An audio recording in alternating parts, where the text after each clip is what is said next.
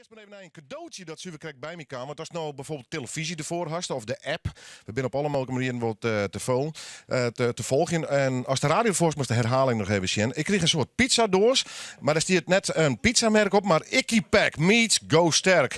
Vind je van mijn favoriete ontwerpers Wietse Sterk. Cannibal. En daar had een persoon bij. In dit geval een van het duo. Mag ik gewoon zeggen? Hè? Ja, duo, ja. Ja, maar terwijl. Waar is de orenhelft van de duo? Geen idee. Oh, die doe ik straks nog ergens op of net? Ja, ik ga een afspraak zo meteen. Ik denk dat er wel komt. Ja, nou, we hadden dan over Jorn. Hé, wat dit even door zijn, jongen? Nou ja, dat is een speciaal samenwerkingsproject tussen Icky-Pack, Uurs dus, en Wietse Sterk, de zeefdrukker.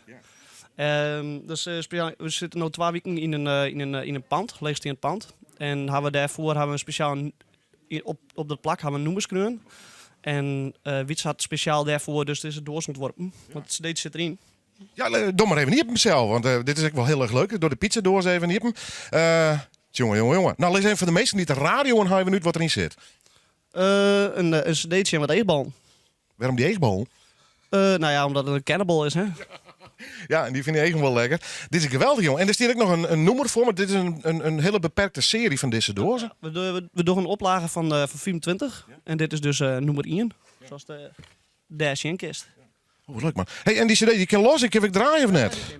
Oké, Maarten, collega, was door deze even naar Jan Vermaning brengen? Even een stukje draaien. Ja, breng ik gauw even heen en dan praten we nog even verder. Maar we gaan een stukje hier, of nee? Ja. Mag dan naar je gewoon, dit is de nieuwe single?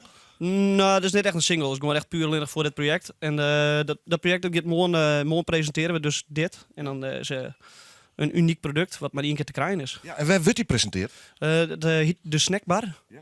Dus dat is een snackbar, vandaar de Cannibal. Waar? Welke? De Grote Hoogstraat. Okay. Noem het Tolven. Het zien we de Hemingway. En hoe leidt hij dat? Jochenoeren. Ja. Spannend, joh. Praten straks even. Ik zal even naar Jan Vermaning, mijn collega. Ik heb even een stukje Jerre van de cd. Dan hoop ik net dat er al te volle plaksel op zit. Want dan slaat hij natuurlijk gigantisch oer.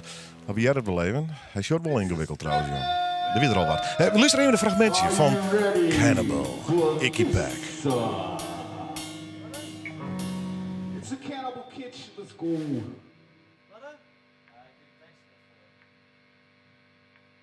It's a stab.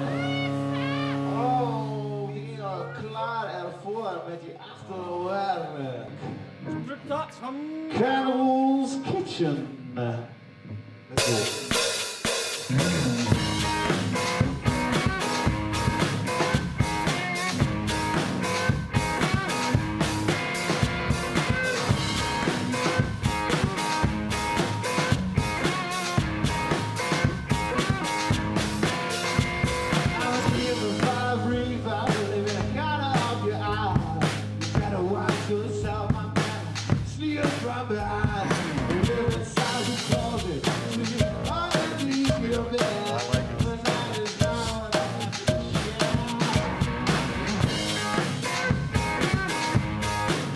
Ja, dit is een live programma met een soort live. Het is dus helaas, jammer, ik heb net helemaal uit het draaien. We even een fragment. Ja, lekker vies en goor. Daar hou ik me van. Ja, lekker opname in de snackbar. Ja, hè? Letterlijk opname. Ja.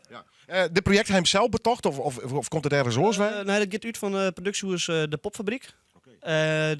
Om de 2 weken zitten er oren meesken in. Ja. Dus het gaat om de unieke samenwerking tussen mensen die, nou ja, ook gewoon zo snel zo'n moed zien. Ja.